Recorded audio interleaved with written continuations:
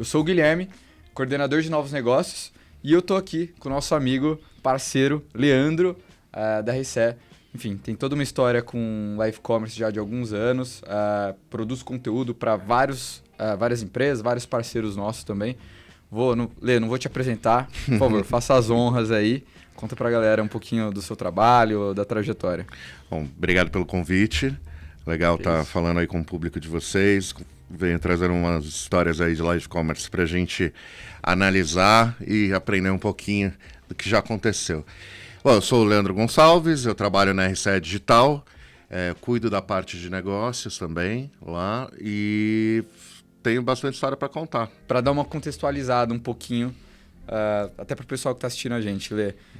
A gente conversou já muito, vem conversando muito sobre live commerce, mas acho importante a gente levar um pouco o que é exatamente o live commerce, como começou isso, onde começou, para dar uma contextualizada e aí a gente vai embora depois na discussão. Tá, bom, na RCE a gente trabalhou com o que hoje a gente chama de live commerce há 26 anos atrás. Vendendo consórcio, vendendo automóvel, tudo via satélite. Né? A tecnologia foi evoluindo, né? Isso, claro, migrou para a internet, mas longe do estado de arte que está hoje a coisa de live commerce. Né? Hoje a gente vê esse formato tomando corpo mesmo para a internet. A gente tem tecnologias de e-commerce para processar essas compras, a gente tem acesso às pessoas tanto por celular quanto por computador e principalmente cultura de compra online. Né? Então, eu diria que nesse momento a gente está começando a descobrir os formatos e as maneiras de se vender através de vídeo ao vivo na internet. Foi muito engraçado você trazer isso que você começou há tanto tempo atrás. A gente já tinha o que é live commerce, a gente está chamando de live commerce hoje, né? Mas muito fazendo via satélite naquela época. E a gente tem muito a China como precursora disso, né? Pela evolução que isso teve lá. A gente fala, né? Não dá para ser muito exato, mas que isso começou lá para 2016, lá na China. A China, assim, os números de tudo na China são um fenômeno sempre, né? Então, hoje na China você tem prédios todos feitos com estúdios que funcionam 24 horas por dia, produzindo live commerce de todos os produtos que você pode imaginar na face da Terra. Né? O que aconteceu na China e o que vai acontecer aqui no Brasil vai ser um pouco diferente. Né? A gente sempre adapta a nossa cultura, que a gente fala, tropicaliza. A gente está entendendo como que o brasileiro vai aceitar esse conteúdo de live commerce, né? E aí que está a oportunidade para as marcas também, porque quem chegar primeiro na festa vai conseguir captar os melhores clientes, enfim, vai conseguir aproveitar desse recurso e trazer resultados mais rápidos para a empresa. Né? Mas eu acredito que a vinda do live commerce para o Brasil, quando a gente conseguir realmente estabelecer um mercado disso, ele vai se dar de uma maneira um pouco diferente do que aconteceu com a China, mas com números tão impressionantes quanto. Sim. A gente tem um número aqui de faturamento na China de 1 trilhão de dólares em 2021, né? E aí você até trouxe, por exemplo, o caso que você trouxe de toda essa estrutura para fazer filmagem. Provavelmente isso não está nem nessa conta. Não. E tem a ver com o mercado de live commerce. Tem tudo então, a ver. Pode ser que esse número... Pode ser não, né? Com certeza esse número é muito maior. Com certeza esse número é muito maior. Quando a gente fala principalmente de live commerce, a gente está falando do e-commerce também, né? Então, assim, quantas plataformas de e-commerce poderiam se beneficiar dos recursos de live commerce para poder espalhar aí as ofertas e os produtos que eles estão oferecendo? Tirando a questão do telefone celular também, né? Então, no Brasil, a quantidade de telefones por pessoa tem uma proporção absurda. E o acesso à telefonia celular no Brasil é muito democratizado hoje em dia. Seja pelo Wi-Fi, seja pela rede de telefonia móvel. A questão as pessoas conseguem ter acesso à internet, a ofertas pelo telefone celular. Uma outra coisa, acho que é super importante, assim, como para a gente citar como característica do Brasil, são os bancos digitais. Então, a gente, anos atrás, não tinha a quantidade de compras online que a gente tem hoje, porque as pessoas não tinham acesso ao sistema bancário. Com os bancos digitais, as pessoas passaram a ter acesso ao sistema bancário. Fica muito mais fácil transacionar na internet. Fica muito mais fácil transacionar pela internet, é isso mesmo. Perfeito. Acho que isso tem muito a ver até um pouco do porquê que a China está tão à nossa frente, né? Todo esse processo de e-commerce, desses bancos digitais, da facilidade de pagamento começou muito cedo lá e impulsionou. E, obviamente, agora com a pandemia aqui no Brasil, acho que acelerou muito as coisas. Total. E acho que a gente começou a falar no Brasil, de fato, sobre live commerce durante a pandemia, né? Em 2020, ali, meados de 2020. E o Brasil ainda tem uma situação que vai favorecer a questão do live commerce, principalmente vindo de plataformas oficiais de live commerce, que a China não passou, que é a questão da fraude, né? Então, através de canais oficiais de live commerce, você tá protegido, né, contra essa situação de fraude. A China, a questão de fraude é muito menor do que a gente enfrenta com o comércio eletrônico no Brasil, né? Sim. Então, por isso é muito importante também a gente entender que esses números grandes, eles demandam uma plataforma de confiança, demandam um ambiente de confiança para a gente conseguir desenvolver esse mercado. Perfeito. O que você acha? Porque assim, eu já escutei de muitas pessoas, inclusive, um pouco de receio sobre, eu não sei se o live commerce vai pegar no Brasil, coisas do gênero, né? O que você acha que está faltando, assim, para a gente realmente desenvolver esse mercado aqui, né? Enfim. Eu acho que enquanto formato, a gente vê que o live commerce, que o comércio por vídeo, vamos falar assim, até porque você tem muita coisa sob demanda, hoje em dia, de unboxing, em rede social, você tem muita coisa de experimentação de produto, que nem maquiagem, esse tipo de coisa, que hoje em dia já é uma realidade, né? Que as pessoas veem esse tipo de conteúdo. O que a gente está falando, na verdade, é aliar isso com uma possibilidade de checkout, né? Da pessoa poder comprar dentro de um conteúdo que ela está gostando de assistir, que está impressionando ela conseguir fazer um checkout de um produto ali dentro. Fechar aquele ciclo, né? Fechar, porque assim, se ela está curtindo aquele conteúdo, se está adequado para ela dentro de uma necessidade, aquele produto, só falta o checkout, né? E o momento certo é quando você está conversando com ela e ela está tendo consciência daquela necessidade e de como suprir aquela necessidade, né? Então, eu acho que todo o ambiente já está pronto. Então, quando a gente fala de se é que vai pegar, não é uma questão de pegar, né?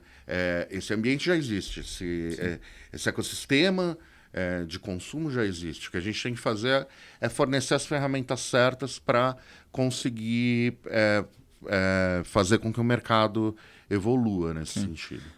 Comparando com a China, a gente tem números ainda muito menores, mas a gente já vê uma expressão legal, né, de mercado. A gente está falando ali 100 milhões de dólares em 2021, com a expectativa de em 2025 a gente ter 5 vezes isso no Brasil. Então, e mais uma vez, né? É difícil a gente traçar esses números porque do que a gente está falando exatamente? Só da venda em si, de tudo que está envolvendo ali esse mercado de live commerce. Então fica meio complicado, mas são números que já demonstram um crescimento muito forte em poucos anos. Né? Principalmente se você for pensar que o nosso comportamento de consumo online tem mais a ver com os asiáticos do que com os americanos. Cara, isso é muito legal, porque geralmente a gente se compara muito com o americano, né? Se compara muito com o americano, mas tem muita moeda corrente ainda rolando nos Estados Unidos, né? Se você for, perguntar quem tem uma nota de dinheiro no bolso, aqui, provavelmente você vai encontrar 2 ou 3 notas de dinheiro. Tirando que o nosso sistema bancário, ele é muito informatizado já, né? Então, ele ao contrário do americano, que é muito dependente ainda do papel moeda, de papel como um todo, né? Significa que a gente está muito mais parecido com o asiático nesse sentido, porque a gente está mais acostumado com as transações online, em fazer dinheiro circular digitalmente, né? E isso é crucial para o desenvolvimento do e-commerce e do live commerce. Então, entendendo isso, a ideia é vai evoluir da mesma maneira que evoluiu na Ásia. E eu acho que uma coisa muito legal do brasileiro, né? Acho que não é novidade para ninguém. O brasileiro gosta muito dessa coisa de ter contato, de testar, de pegar. A gente tem também esse desejo, né? E pegando um pouco de gancho que você falou antes sobre formatos, isso me chamou muita atenção, acho muito legal. Porque acho que falta um pouco a gente entender os formatos que vão funcionar aqui, né? E o brasileiro gosta dessa coisa mais interativa. E aí a gente acaba vendo, às vezes, algumas empresas testando live commerce, mas tentando até replicar exatamente o que está se fazendo lá fora, sendo que a gente tem anseios ali diferentes, vontades, uma cultura diferente, né? Que me conta um pouco, até pegando um pouco das experiências que você já teve com produção de conteúdo, um pouco do que você acredita nisso, como tropicalizar, né, esses formatos. Então, o brasileiro, nesse quesito, ele é muito competitivo. O brasileiro ele é muito bom no audiovisual, né? A gente provavelmente tem a televisão mais interessante do mundo. Você começa a ver tipo produções em outros países. Eu não estou falando de produção Hollywood, sim. esse tipo de coisa, mas tipo de TV mesmo, né? Do grande volume de produção audiovisual. A gente é muito criativo nos formatos. E aí a gente vê lá fora que os formatos estão chegando, são o que a gente chama de hard sell, né? É o que a gente tinha nos programas que vendiam a meia vivarina, facas guinso, e tentavam te vender o tempo inteiro mostrando o produto, compre agora, compre agora, compre agora, né? O hard sell é um formato americano de venda, né? Que funciona lá porque vem muito dos catálogos de produto, desse tipo de coisa. Mas não é um único formato possível. Então a gente pode ter um programa de culinária que venda ingredientes para o prato. Eu posso ter um desfile de moda que venda roupas. Eu posso ter um podcast que venda qualquer produto que eu possa imaginar ali durante isso é muito legal. O podcast. Pensar na venda durante um podcast, né? E principalmente assim, e formatos de programa que hoje não existem na internet porque eles não são sustentáveis sozinhos, porque, enfim, então é um outro jeito de viabilizar formatos, né? E é muito responsabilidade da nossa geração deixar de imitar formatos da televisão e começar a criar formatos autênticos feitos para a internet. Isso é muito legal. E aí é muito legal, porque essa parte do live commerce, ela vem junto com um monte de novidades aí relacionadas à linguagem, de como que a gente vai se comunicar, trazendo uma sustentação de negócio para esses formatos. Sim. Né? E eu acho que a tecnologia permite e ajuda muito essas possibilidades. Né? Porque no final de contas, se eu consigo, através de um podcast, ou sei lá, de um desfile de moda, fazer com que ele crie um carrinho durante a própria produção de conteúdo, né? O entretenimento, compre e ainda desfrute e aprenda alguma coisa, ou enfim, consuma aquele programa interativo, vamos dizer assim, que não é duro, né? E um hard sell, que nem se chamou. Eu acho que essa é a grande cereja do bolo, porque a gente consegue unir o que a tecnologia está trazendo com a criatividade do brasileiro, por exemplo, para produzir um conteúdo que não vai só vender, mas vai gerar algum tipo de engajamento ali com a marca, principalmente. Total. Eu sempre lembro de um caso que era da Mattel, que a Mattel ela queria vender mais plástico. É uma indústria que vende plástico, né? E aí ela inventou algumas marcas de brinquedo para vender mais plástico. Mas é por isso que os brinquedos foram inventados naquele formato, né? Porque ela tinha necessidade de vender plástico.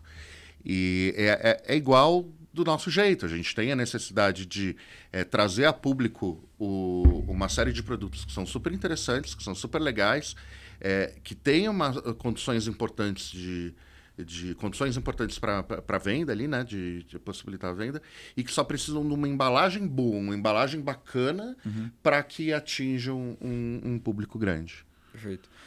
Uma coisa que me chama muito a atenção também, e acho que seria legal você comentar um pouquinho, não só do formato, mas acho que a gente tem um trabalho aqui no Brasil, principalmente, né? Que a gente está pelo menos aí uns 6, 7 anos antes da China, ali atrás da China, mas de educar o mercado quanto a esse formato, né? E que vai além, muitas vezes, só do formato em si, de como eu vou fazer o live commerce, mas também de criar ali uma recorrência, o hábito de entender que, por exemplo, a Mattel, pegar o exemplo que você citou, vai ter uma live ou várias lives durante os dias e que aquele é o momento de se comprar, né? Tem muito a ver com a recorrência. Tem tudo a ver, né? Então, de você ter um programa que, sei lá, há 10 anos atrás, há 20 anos atrás, tinha horário para acontecer na televisão e as pessoas se juntavam em volta da televisão e esperavam aquele programa começar, ou o programa que começava depois da novela, né? Você tinha alguns pontos ali para falar assim, putz, agora é a hora que vai começar tal coisa. E o fato de ser ao vivo, de você poder interagir agora com o apresentador e você poder participar desse conteúdo de alguma maneira, é crucial. Parece que a gente está voltando no tempo que a gente tinha que marcar a hora do programa que ia passar na televisão, mas assim, esse ritual faz parte da experiência, da espera, do ser único, de você estar vivendo um negócio ali que, cara, você está vivendo naquele momento e a hora de interagir é ali e a oferta está ali naquele momento. E tudo é questão de hábito, né? Tudo é questão de hábito. A gente precisa ajudar, e acho que é um pouco da dificuldade que a gente tem, muitas vezes até de explicar para a empresa que não adianta fazer uma live, uma live commerce que, putz, vai dar certo. E sim, cara, vamos educar a sua base para entender que agora existe um novo canal, um novo momento, né? Um novo lugar para você conversar com o seu cliente de uma forma mais humanizada. E eu preciso criar isso na cabeça dele. Não adianta eu achar que ele vai adivinhar e que de 15 em 15 vai acontecer ou alguma coisa do gênero, né? A gente precisa criar isso é muito comum. Isso que você está falando é muito comum acontecer na grade de televisão, que é você testar o mesmo programa em horários ou dias diferentes. Tá? Até você achar o que dá mais resultados de audiência ali, né? O próprio pessoal de televisão não sabe dizer. Eles têm um perfil de público que consome em um determinado dia, em um determinado horário. Mas por que às vezes o programa muda de hora ou muda de dia? Porque ele, por algum motivo, não vinga naquele horário. Com a internet, a gente tem a possibilidade de investigar isso com dados, né? Só que você tem que ter acesso a esses dados. Então, você não vai conseguir fazer isso com uma rede social, entendeu? Porque esse é o... esse é o ouro deles. Disso, é ouro, eles vão te entregar. Deles. Exato. Então, eles não vão te entregar isso. Se você tiver esses dados, você consegue analisar com mais facilidade qual o melhor dia e qual o melhor horário para atingir o público que dá mais resultado, né? E aí isso você precisa, de fato, fazer algumas tentativas, mas depois disso você encontra um nicho, né? Você encontra um horário e um dia que você pode falar com o teu público, ele vai te ouvir e você vai conseguir vender.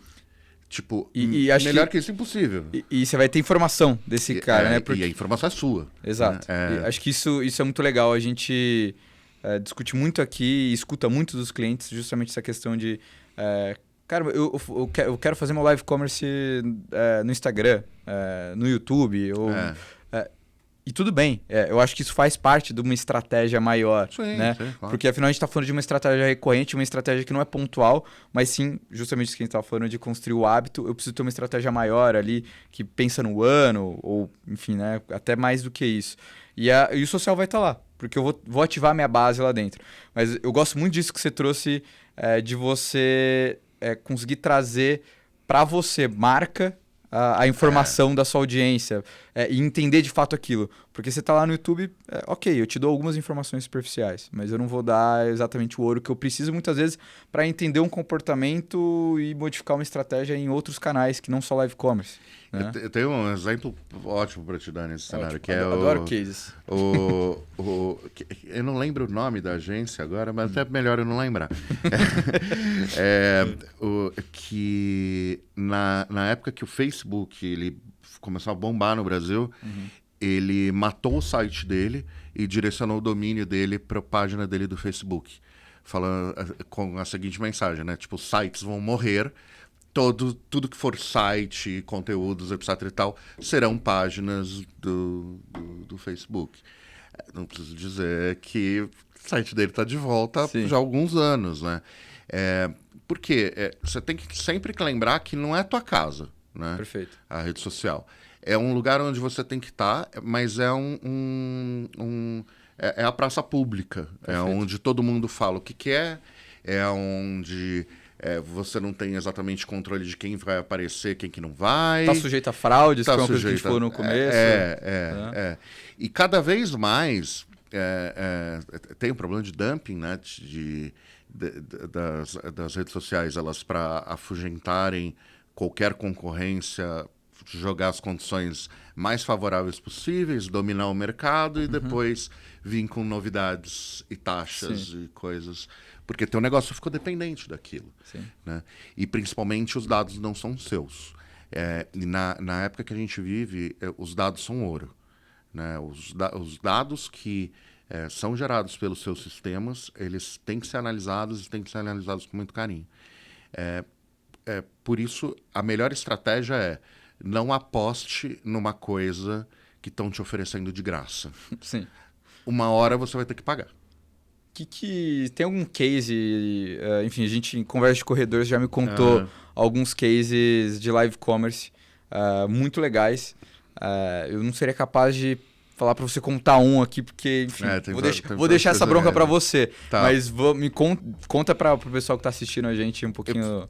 As pessoas, quando contam case, sempre contam histórias maravilhosas, etc. E tal. Eu gosto de contar o que deu errado. Eu gosto. É um case para uma marca de eletrodomésticos. Boa. A gente fez alguns trabalhos para eles já. A primeira live que a gente fez para eles, a gente derrubou o e-commerce deles. Caraca.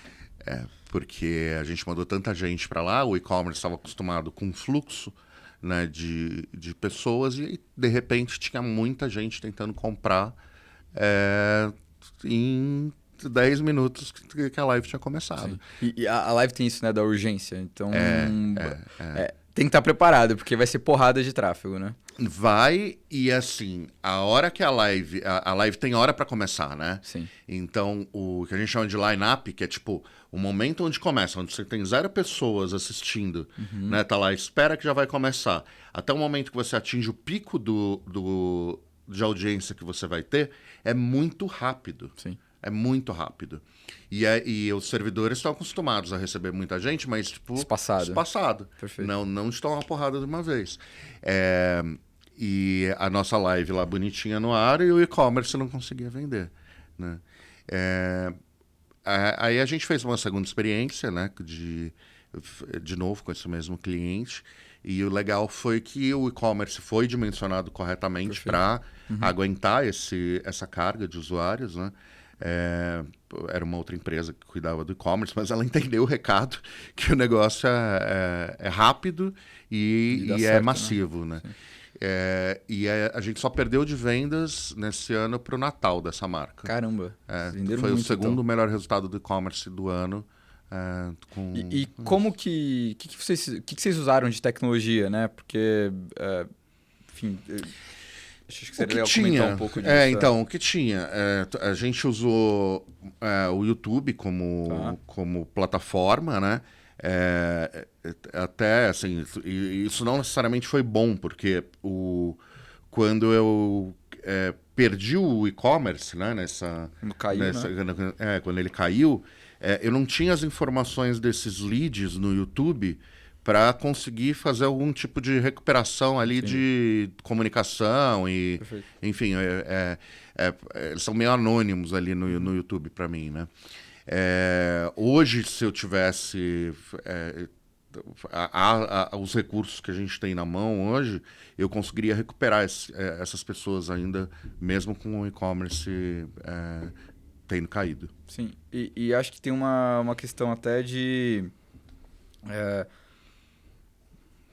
da gente conseguir, uma vez, né, ter o estoque ali dimensionado dentro do ambiente. Essa live não cair, né, necessariamente. É fundamental. Isso é muito importante. E ter um ambiente personalizado também, né, ali do cliente, né? Que fecha todo esse ciclo. Eu acho que um pouco... Eu vejo muitas empresas fazendo, por exemplo, live no Instagram. Eu mesmo, muitas vezes eu saio daquela live, ou do YouTube, que seja, né? E aí eu me perco. Porque eu entro no e-commerce, compro, e aí é isso. Acabou, eu não volto mais na live. Eu acho que muito do que a gente vem vendo é fechar esse ciclo dentro de um ambiente só, para que ele, muitas vezes, consuma toda a live. Né? Eu gosto muito da estratégia de até gerar aquela urgência do tipo assim, no final da live a gente vai soltar um cupom para frete, por exemplo. E eu forço, né, e estimulo, vamos dizer assim, com que o Leandro, por exemplo, fique na live até o final. Vai enchendo o carrinho dele sem sair, que é uma coisa que provavelmente aconteceu nessa live que você falou do cliente, porque estava no YouTube. E no final ele faz uma compra só dentro daquele ambiente. Né? Acho que isso ajuda muito a conversão, o resultado, enfim, uma série de coisas. Eu tenho um cliente, por exemplo, que ele usa o recurso de live shop para bater meta do mês. Né? Então, quando vai chegando no final do mês, ele sabe que alguns produtos ali do catálogo dele tiveram um desempenho fora do esperado, né, do mês, e ele liquida esses produtos no final do mês com um desconto em cima do preço do produto, mas ele fecha o mês dele ali, né? Então você imagina que a gente pode ter cenários diferentes de necessidade de live shop, né? Você sempre tem que saber qual que é a finalidade, qual que é o ponto ali da tua operação de varejo que a live shop vai te favorecer. Sim. E aí a gente meio que faz a quatro mãos isso, porque ele sabe qual que é a necessidade, mas ele não entende da parte de formatos, de audiovisual, de nada disso. Esse é um cenário, né, onde tipo, ela precisa liquidar. Outros têm ciclos semanais de compras. Né? Então você precisa entender qual que é a necessidade do teu cliente para entender qual que é a estratégia que você vai usar para fazer com que ele venda mais através da live shop. Você falou muito, a gente falou muito de produto, né? Mas se a gente olhar para a China, e acho que até aqui para o Brasil, a gente já tem cases muito ligados a serviço também. Total. Casos de produtos de preços muito caros, né? Você estava me contando num case de venda de caminhão durante live commerce, mas me chamou muita atenção também o serviço. Né? Então, se a gente pegar hoje o que acontece na China, as pessoas não entram mais no iFood para comprar comida. E sim, elas veem a pessoa cozinhando e contratam aquilo. Ou vem um profissional falando sobre um serviço e contratam aquele serviço. Isso eu acho fantástico. Assim, é totalmente uma revolução do e-commerce, que é aquela coisa fria, né, que a gente tem hoje, que funciona, mas eu preciso de um volume muito grande, porque converte pouco, para algo muito mais humanizado e que gera um engajamento muito maior, uma conversão muito maior. Né? Você imagina, por exemplo, que você queira promover um bar, né? Qual a coisa mais legal do mundo é você ver o show que está acontecendo, por exemplo, naquele bar, ao vivo, né? Ou você queira achar uma peça de comédia. Essa é muito legal você poder assistir um stand-up mais curto, Sim. alguma coisa assim, e que te convença que aquele artista é um cara legal para você ir assistir. Então, tem muita coisa que a gente pode explorar aí de formatos que hoje em dia as pessoas não estão nem pensando em usar, né? Eu sou fã de enfim, fazer drinks, esse tipo de coisa. Você falou do bar e me veio na cabeça, cara, por que não entrar ali numa live onde eu consigo ver o cara preparando um drink e pedir aquele drink e aquilo eu compro e chego em casa para aquilo para eu preparar em casa, né? Enfim, eu acho que tem muita coisa para fazer.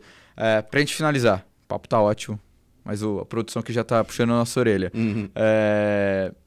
Que mensagem você deixaria para as empresas? Acho que a gente está num momento de disrupção mesmo, desse formato e-commerce duro, frio, com muitas pessoas falando, putz, isso vai dar certo, outras um pouco mais receosas. Tem alguma mensagem assim que você queira deixar para essas empresas? Fugir do óbvio. Então, acho que tem muita gente fazendo a mesma coisa na internet. E então parece que a gente tem uma ferramenta maravilhosa nas mãos há meio século e a gente não consegue explorar toda a potencialidade dela. E isso é muito por questão do quanto as marcas estão dispostas a ousar. O que a gente viu é que as marcas que estão dispostas a ousar nos últimos 20 anos são grandes empresas hoje em dia, são gigantes hoje em dia. Então, é fugir do óbvio, fugir do post óbvio em rede social. Do formato óbvio, né? O formato óbvio, enfim. Buscar essa inovação que está aí, né? A gente está falando de um recurso, mas existem N recursos para as marcas explorarem, que elas com certeza vão conseguir atrair mais público para as coisas que elas fazem. Perfeito. Bom, Lê, obrigado. A gente vai ficar aqui com essa última frase aí para a gente sair do óbvio. Acho que o podcast inteiro falou um pouco sobre isso, para a gente testar novos formatos, novos canais de venda. E Lê, cara, você é super bem-vindo. Venha mais vezes. É sempre um prazer receber, escutar suas histórias. E, enfim, acho que é isso. Obrigadão. Valeu, gente. Até a próxima.